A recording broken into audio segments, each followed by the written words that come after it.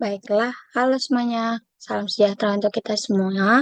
Perkenalkan, nama saya Yosia Valerna Matupang dengan NIM 0801 1182328008 dari kelompok 5. Di video kali ini, saya akan menyampaikan uh, hasil laporan tugas metode numerik dengan judul Sistem Persamaan Linear Metode Lelaran Gauss-Seidel. Jadi di video kali ini saya akan menjelaskan tentang sistem persamaan linear dengan metode lelaran Gauss-Seidel. Jadi sebelum mengetahui langkah-langkah ataupun metode dari lelaran Gauss-Seidel ini, kita perlu mengetahui apa sih sebenarnya metode Gauss-Seidel itu. Jadi metode Gauss-Seidel adalah salah satu teknik iteratif yang digunakan untuk menyelesaikan sistem persamaan linear. Metode ini sangat efektif untuk SPL yang berukuran besar, terutama ketika matriks koefisiennya memiliki banyak elemen nol.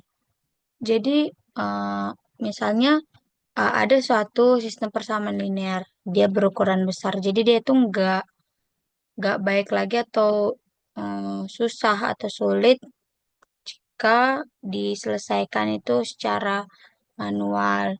Jadi kayak atau secara Gauss-Jordan. Jadi kita bisa pakai Gauss-Seidel kalau misalnya matriks koefisiennya itu banyak elemen nol dan matriksnya itu udah berukuran besar.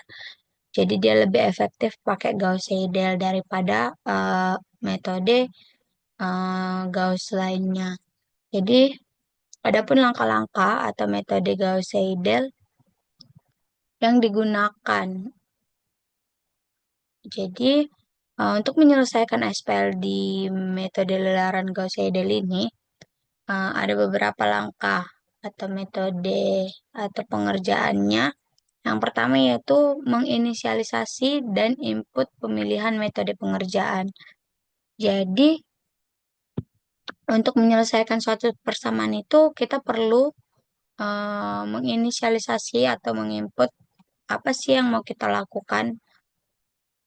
Yang pertama itu program dimulai dengan menampilkan informasi tentang aplikasi. Jadi nanti di programnya itu ada tampilan. Nah, selanjutnya pengguna dapat memilih metode pengerjaan dengan dua opsi. Jadi nanti di programnya itu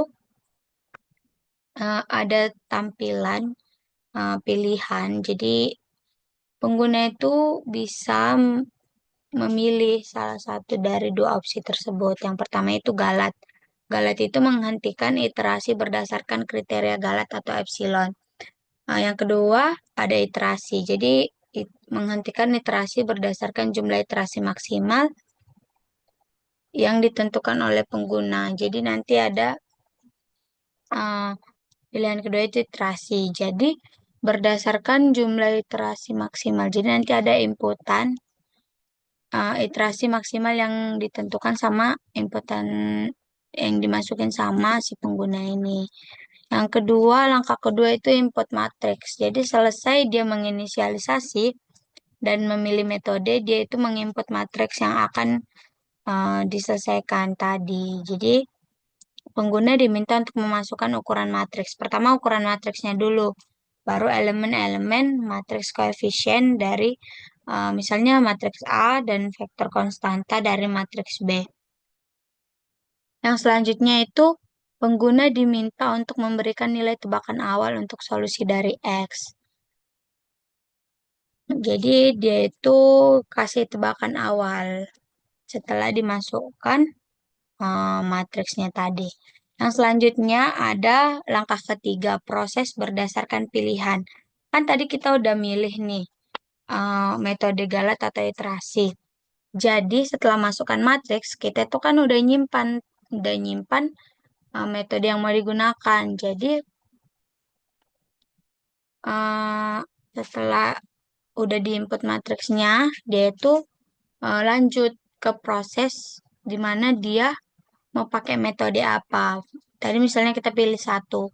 Jika program jika pengguna memilih galat, maka program meminta input nilai epsilon dan melakukan iterasi menggunakan metode Gauss-Seidel hingga konvergensi tercapai atau mencapai batas iterasi maksimum. Jadi nanti di programnya itu setelah diinput nilai epsilonnya, kan dia yang pertama itu menggunakan metode galat. Jadi dia menginputkan dulu nih batas galatnya. Nanti dia melakukan iterasi yang pakai rumus umum metode Gauss-Seidel. Terus dia udah dimaksimumin batasnya itu ada 50 iterasi. Nah, yang selanjutnya itu ketika pengguna memilih pilihan kedua yaitu iterasi, program meminta jumlah iterasi maksimal. Jadi dia nggak pakai batas galat, tapi dia pakai batas iterasi maksimal yang diinputkan sendiri oleh si pengguna. Melakukan iterasi menggunakan metode Gauss-Seidel hingga mencapai jumlah iterasi yang ditentukan. Bedanya itu kalau galat dia berhenti sesuai inputan galatnya. Dan kalau yang iterasi ini, dia itu berhenti sesuai jumlah iterasi yang pengguna mau, yang pengguna inputkan. Yang selanjutnya, langkah yang keempat adalah cek konvergensi, di mana pengguna memilih metode galat. Program akan memeriksa apakah perbedaan antara iterasi yang saat ini dengan sebelumnya lebih kecil dari nilai epsilon yang ditentukan.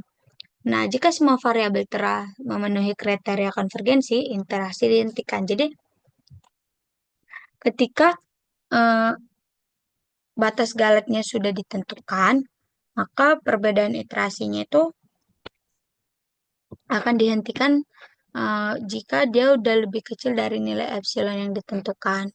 Yang selanjutnya itu ada pemeriksaan NaN, not a number. Jadi, program akan memeriksa apakah hasil iterasi menghasilkan nilai NaN atau tidak. Jika ada program yang menghentikan eksekusi dan jika ada yang not a number, maka program akan menghentikan eksekusi dan memberikan pesan kesalahan. Yang keenam yaitu output hasil. Jadi setelah mencapai konvergensi atau jumlah iterasi maksimal, hasil akhir dari solusi X dicetak ke layar. Jadi setelah dia sudah memenuhi inputan atau sudah memenuhi konvergensi, dia itu uh, akan menampilkan atau mengoutputkan hasil dari si X. Nah, yang selanjutnya itu ada langkah ketujuh, ulang program. Ulang program. Program akan memberikan opsi kepada pengguna untuk mencoba ulang dengan cara pengerjaan yang berbeda, lalu memasukkan ulang matriks. Jadi, setelah dia udah mengoutputkan hasil si X tadi, udah menampilkan hasil dari nilai X tadi, jadi dia itu programnya akan menanyakan atau menampilkan pilihan apakah si pengguna uh, mau mengulang matriks atau uh, menginputkan matriks yang berbeda, kayak dia itu mau menggunakan metode cara yang berbeda atau mau menginputkan nilai matriks yang lain kayak gitu. Nah, langsung aja nih ke flowchart-nya biar lebih mengerti dan paham tentang program metode Gauss-Seidel ini. Jadi sesuai langkah-langkah tadi, maka diperoleh flowchart yang pertama itu mulai program. Nah, mulai program nanti sesuai pro codingannya atau programnya itu bakal ada tampilan informasi program. Misalnya kan saya yang buat programnya itu, jadi ada tampilan informasi sedikit kalau program itu menggunakan metode Gauss-Seidel. Nah, setelah itu, jadi ada pilih metode pengerjaan. Jadi setelah dimulai, dia akan menampilkan pilihan. Ada pilihan pertama yaitu galat, yang kedua itu iterasi. Jika dia memilih jika dia pilihannya satu atau galat, sesuai panahnya, jadi dia akan eh, lanjut ke masukkan besar ordo matriks. Jadi itu akan berjalan sesuai panahnya ke masukkan besar. Jadi dia ditanya dulu dia mau pakai apa, baru dia akan menginputkan matriksnya. Nah, udah dimasukkan besar matriksnya, uh, misalnya 4, ordernya 4, dia masukkan 4, lanjut ke input elemen matriks A. Selesai di input elemen matriks A, dia menginput elemen vektor B, di mana uh, setiap koefisiennya itu akan diinput sesuai persamaan yang akan diberikan nanti. Itu tuh dari si pengguna. Selanjutnya itu input tebakan awal. Input tebakan awal ini di mana kita akan uh, memberi nilai awal atau nilai tebakan yang akan dimasukkan dan nanti akan disesuaikan dengan hasil akhir dari proses iterasinya. Yang selanjutnya itu karena kita tadi pilih galat, makanya dia input epsilon. Jadi input epsilon ini seperti yang kita ketahui 10 pangkat min 5, di mana 0,000001. Nah, terus iterasi solusi hingga, jadi setelah diinput, mungkin nggak kelihatannya, kita zoom dikit. Setelah diinput epsilon, jadi dia itu iterasi solusi hingga galat.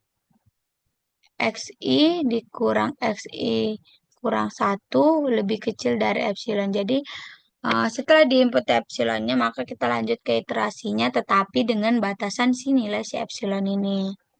Nah, selanjutnya itu apakah konvergen? Kalau dia konvergen, dia akan, jadi programnya itu akan ngecek, udah konvergen belum? Kalau dia konvergen, dia cetak solusi, terus uh, setelah udah nampilin hasil si X-nya ini sesuai dengan batas galatnya tadi, maka program langsung apakah ingin mencoba lagi, ada pilihan ya atau tidak. Nah, tadi itu kan jika kita memilih galat, maka yang selanjutnya itu jika pilihan kedua sama dengan iterasi, maka dia masukkan nilai matriksnya juga.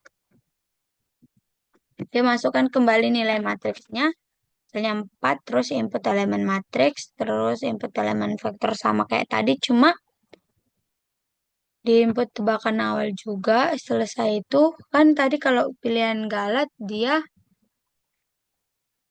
masukkan nilai epsilon. Kalau dia iterasi, dia input jumlah iterasi maksimal yang diinginkan.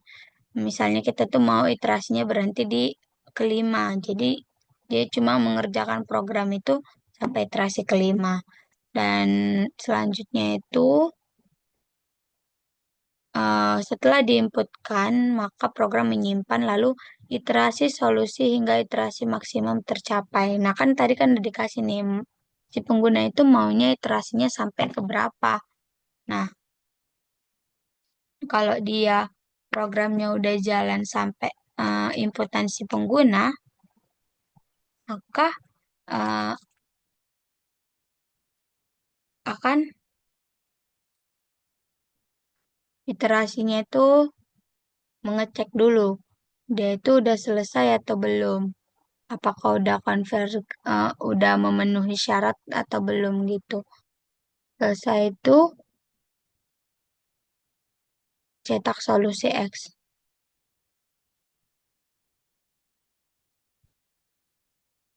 Selanjutnya kan dia lanjut ke apakah ingin mencoba lagi. Pilihan pertama itu ya, yang kedua itu tidak. Kalau dia memilih yang pertama, maka akan tampil pilihan lagi. Eh, kan dia mau coba ulang. Nah, yang pertama itu ulangi dengan metode lain, yang kedua itu masukkan ulang nilai matriks. Jadi dia eh, kalau misalnya dia pilih 1, dia maka ke sini. Kalau dia pilih 2, maka dia mengakhiri program. Nah, yang kepilih 1, dia apa yang ingin Anda coba ulang, katanya kayak gitu. Kalau dia mau coba ulang, maka dia akan naik ke atas, ke sini, terus masuk ke pilihan menu pertama tadi, yang galat sama iterasi. Tapi kalau dia memilih masukkan ulang nilai matriks, masuk ke pilihan kedua, maka dia akan lanjut naik ke input matriks. Tetapi tetap menyimpan kalau dia itu pilihan satu galat, pilihan duanya iterasi. Itu cuma dia mau mau membedakan aja matriks lain itu gimana kalau pakai galat dan matriks lain itu gimana kalau pakai iterasi. Nah, begitu selanjutnya akan berulang-berulang sesuai inputan, dan dia itu akan berakhir kalau misalnya inputannya itu pilihan kedua. Oke, next. Setelah di flowchart, kita akan ke pseudocode, di mana pseudocode itu seperti yang kita tahu, bentuk bahasa algoritma algoritma yang ditulis dalam bentuk bahasa yang mirip dengan bahasa pemrograman. Jadi si pseudocode ini ditulis biasanya bahasanya lebih sederhana daripada bahasa program, di mana uh, dia itu nggak terikat sama sintaks tertentu. Jadi uh, si Dokat ini juga merencanakan atau mendeskripsikan algoritma. Dia itu mirip program tapi bukan program. Dia lebih ke bahasanya itu lebih sederhana daripada bahasa pemrograman. Langsung aja di sini tuh terdapat pseudocode dari program yang akan kita gunakan, di mana ada function, hasnan, terus for, and for, return false, and function, terus declare, dia mendeklarasikan, terus dia print itu cetak, di mana dia akan menghasilkan output yang sudah dimasukkan ke dalam program. Ini tuh tampilan awal tadi, tampilan informasi. Terus yang selanjutnya itu ada pilihan, di mana pilihan pengerjaan tadi ada galat sama iterasi. Nah, terus if matrix terinput. Jadi kalau misalnya matriksnya udah terinput, maka masukkan besar order matrix. Nah, selanjutnya print, cetak, for dia masuk ke perulangan dari 1 sampai ke N, terus lakukan, dan program itu akan berjalan sesuai input-inputan yang dari si pengguna. Mungkin langsung aja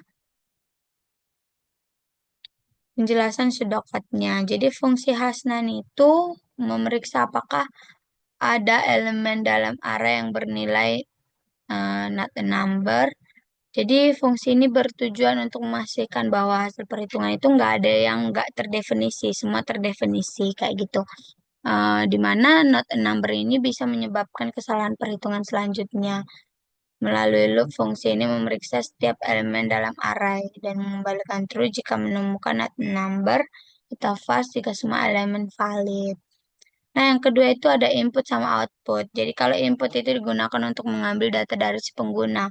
Misalnya, metode pengerjaan tadi, terus input pilihan, terus input matriks, terus input tebakan awal, input batas batas iterasinya, ada tadi juga batas iterasi. Yang selanjutnya itu ada output, di mana output ini menampilkan hasil dari solusi iterasi. Terus menampilkan pesan-pesan yang dari pengguna. Misalnya kayak tadi tampilan awal itu, tampilan program itu ada apa aja. Terus yang ketiga yaitu pengambilan keputusan if dan else. Nah, terus struktur ini digunakan untuk menentukan jalur eksekusi berdasarkan pilihan si pengguna. Memungkinkan program untuk melakukan tindakan yang berbeda berdasarkan apakah pengguna memilih metode galat atau iterasi. Jadi misalnya ada pilihan.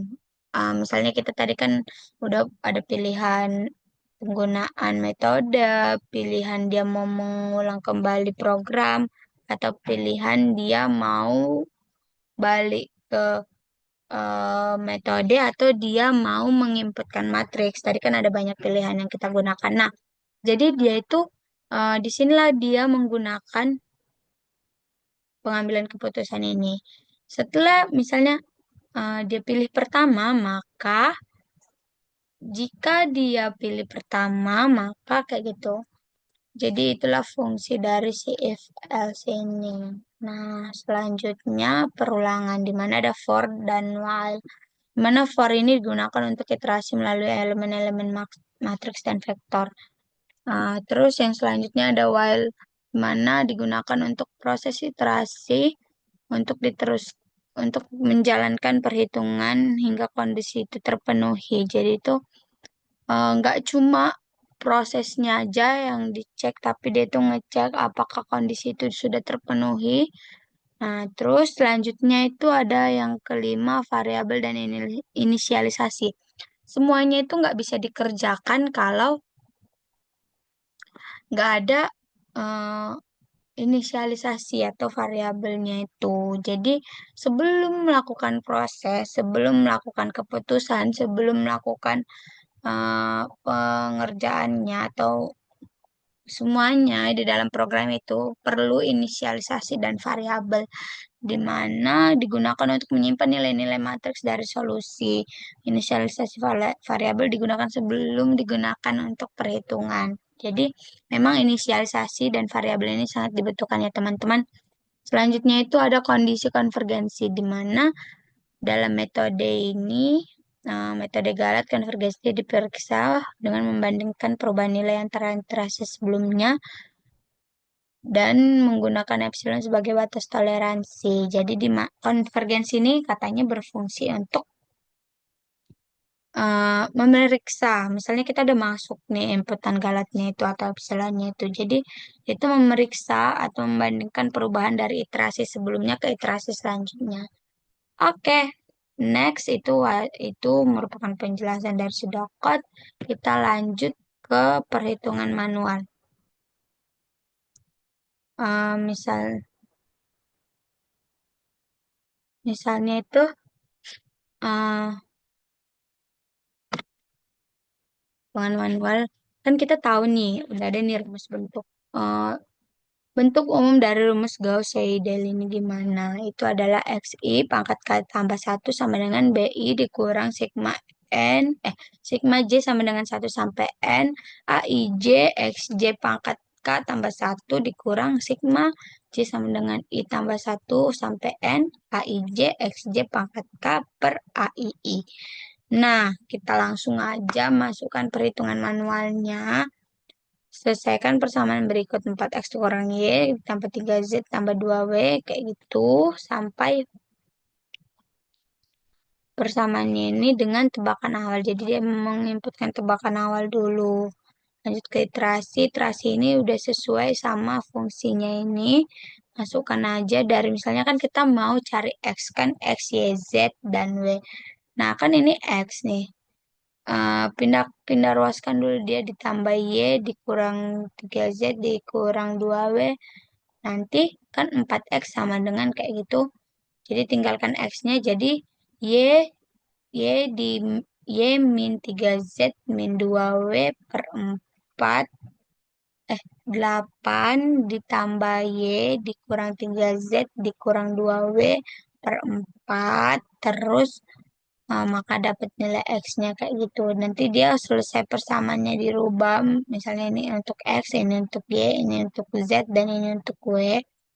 Nanti dia menginputkan nilai tebakan awalnya ini dulu untuk mendapatkan nilai si X, baru nilai si X dimasukkan ke persamaan si Y, nilai si Y masukkan ke persamaan si Z dan W. Hingga iterasi selanjutnya itu bakal berhenti kalau dia udah konvergen. Nah, selanjutnya itu ada, eh, tunggu sebentar, melalui penghitungan manual ini sudah dapat dilihat bahwa iterasi akan melakukan perhitungan berulang hingga sesuai dengan nilai yang ditentukan, ya. Dan sesuai dia udah konvergen atau belum. Konvergen itu batas maksimalnya kayak gitu. Selanjutnya itu ada running program. Nah, mungkin dari Sudokot tadi sama flowchart tadi kita tuh udah tahu sebenarnya running program kita itu gimana. Cuma dia pakai bahasa program dan gak pakai bahasa sehari-hari lagi. Dia lebih banyak apa yang harus diperhatikan dan supaya tidak error. Ini tuh file header yang digunakan di dalam program tadi. Ada include iStream, include Iumanip, include Cmat, terus ada include Conio.h, terus ada include dan header-header lainnya yang digunakan. Terus ada using namespace std di mana mendeklarasikan compiler namespace std. Jadi program itu nggak bisa jalan kalau misalnya file header kita ini nggak ada, dan itu bakal error karena inilah kepala dari si program tersebut. Lanjut, fungsi Hasnan juga tadi udah dikasih tahu, tapi di sini juga ada keterangannya masing-masing. Dia itu untuk menerima array dan memeriksa apakah ada nilai not number. Jadi selanjutnya itu masuk ke for. Selanjutnya masuk ke return true, di mana jika ditemukan none maka fungsi langsung balikkan true. Sesuai inputan inputan sesuai dengan apa yang sudah dicek nanti. Nah, selanjutnya itu in main ini fungsi utama dalam program C++ yang akan dieksekusi pertama kali saat program dijalankan. Jadi dia belum mengeksekusi si Hasnan ini kalau misalnya karena program utamanya ini ada di in-main. Nah, in-main ini pertama inisialisasi dulu kan tadi sama eh, menggam apa mendeklarasikan variabel. Terus ini ada tampilan awalnya, terus ini ada pilihan pengerjaannya, ada metode garis sama iterasinya sesuai dengan flowchart tadi. Terus ini ada input matrix dan selanjutnya itu ada eh, kalau dia pilih satu maka masukkan epsilon, kalau dia konvergen maka lakukan, terus selanjutnya seperti itu. Langsung if dia eh, pilihan kedua, eh, else if dia pilihan kedua maka dia mm, menginputkan lagi mau berapa iterasi maksimal yang ditampilkan. Terus selesai itu eh, tampilan nilai si dan menggunakan rumus-rumus yang sudah dijelaskan seperti yang tadi. Sebenarnya ini sama, cuma dia dalam bentuk program. Tadi mungkin udah lebih paham di pseudocode karena memang pseudocode itu untuk bahasa sehari-hari kayak gitu. Ini udah dimasukkan sesuai bentuk umum si metode Gauss-Seidel tadi. Nah, selanjutnya itu ada tampilan programnya. Nah, ini ada tampilannya. Kita lihat dulu. Ada metode numerik, sistem persamaan linear, metode Gauss-Seidel, Yosef-Valerian Simatupang 0801 sesuai NIM dan kelompok. Ini ada metodenya mau apa dulu. Yang kedua itu dia masukkan order matrix, terus dia masukkan elemen-elemen matriksnya. Dan selanjutnya itu memasukkan elemen koefisiennya, terus tebakan awalnya, terus masukkan batas epsilonnya ini epsilon, terus dia langsung tampil sesuai epsilon. Jadi kayak itulah fungsi konvergen tadi. Jadi dia itu bakal berhenti sesuai dengan batas epsilon tadi, mengecek apakah iterasi sudah sesuai dengan nilai epsilon ataukah belum seperti itu. Dan selanjutnya itu ada apakah Anda mencoba ulang. Jika misalnya kita pilih satu, maka dia akan menampilkan pilihan lagi. Kita mau mengerjakan yang berbeda atau memasukkan ulang matriks. Kalau misalnya kita pilih dua, maka dia akan langsung balik ke matriks awalnya tadi. Terus, apakah Anda ingin mencoba ulang? Yang kalau kita pilih pertama, maka dia akan kembali ke metode pilihan yang utama tadi, yang galat atau iterasi kayak gitu. Terus, hmm, seperti itu. Selanjutnya, misalnya kita mau pilihan yang kedua, yaitu iterasi. Terus dia masukkan nilai A, masukkan nilai B, masukkan tebakan awal. Nah, di sini bedanya pemberhentian berdasarkan jumlah iterasi maksimal. Iterasi maksimalnya itu ada 9 misalnya. Terus nih ya, kayak gini. Terus yang solusinya iya atau tidak, terus dia pilih dua, maka programnya akan berakhir. Oke, lanjut ke perbandingan. Jadi perbandingannya itu perhitungan manual perhitungan secara program dan perhitungan secara aplikasi atau kalkulator di web. Nah, ini udah diketahui kalau manual itu memang agak panjang dan itu nanti bakal sama hasilnya dengan program karena dia menggunakan rumus yang sama. Dia dalam program itu bakal menggunakan rumus bentuk umumnya tadi. Nah, ini tuh perhitungan programnya kan min 0,199, min 0,5, 0,8, sama 2,7. Jadi kita samakan dengan yang di aplikasi atau web kalkulator webnya. Itu udah sama. Jadi, dari ketiga perhitungan tersebut dapat dibandingkan, yaitu perhitungan manual, dilakukan dengan langkah demi langkah dengan substitusi iteratif berdasarkan aturan ini. Jadi dia itu pakai aturan Gauss-Seidel yang gunakan itu bahkan awal nol. Dia semuanya samanya tebakan awalnya itu nol. Kelebihan yang perhitungan manual ini dia tuh lebih paham konsepnya. Kan tadi kita udah tengok ini masukin satu-satu juga. Terus kalau misalnya pakai itu juga dia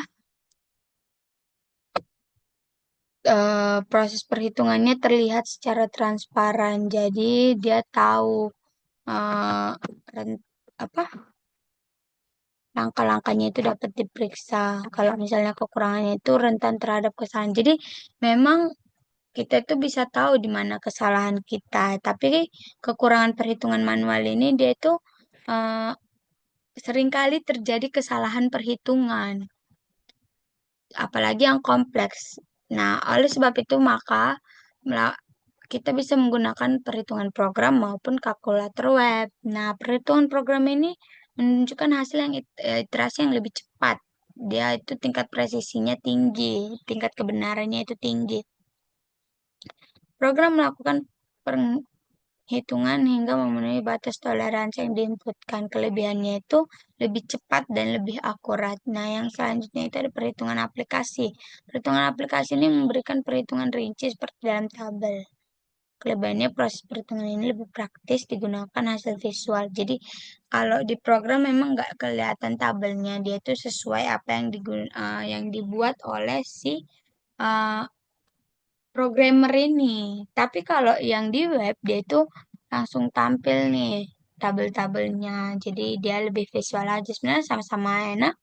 Cuma biasanya ini aplikasi ini digunakan untuk membuktikan apakah program kita sudah benar ataukah belum. Maka dari itu, kesimpulannya, metode eliminasi Gauss-Seidel memberikan solusi iteratif untuk sistem persamaan linear dengan pendekatan yang bertahap menuju nilai konvergen. Berdasarkan perhitungan yang dilakukan, dapat disimpulkan bahwa semua metode yang digunakan akan menghasilkan hasil yang sama atau mendekati sama dan konvergen dengan hasil akhir 0 sama dengan 0,1991, Y sama dengan 0, min 0,584, Z sama dengan 0,888 dan W sama dengan 2,77. Jadi, eh, metode Gauss-Seidel ini sangat disarankan untuk menyelesaikan matriks yang berukuran besar atau kompleks dan hmm, dia itu misalnya elemen matriksnya itu banyak elemen yang nol. Teman-teman semua bisa pakai menyelesaikan SPL itu pakai lelaran Gauss-Seidel. Oke, demikian penjelasan materi tentang SPL metode lelaran Gauss-Seidel dari saya. Jika ada kata-kata yang kurang berkenan atau tidak mudah dipahami oleh teman-teman sekalian, mohon dimaafkan. Kiranya video ini dapat bermanfaat oleh teman-teman sekalian dan dapat dilakukan di dalam kehidupan sehari-hari. Eh, Demikianlah dari saya. Sekian dan terima kasih. Sampai jumpa di video selanjutnya.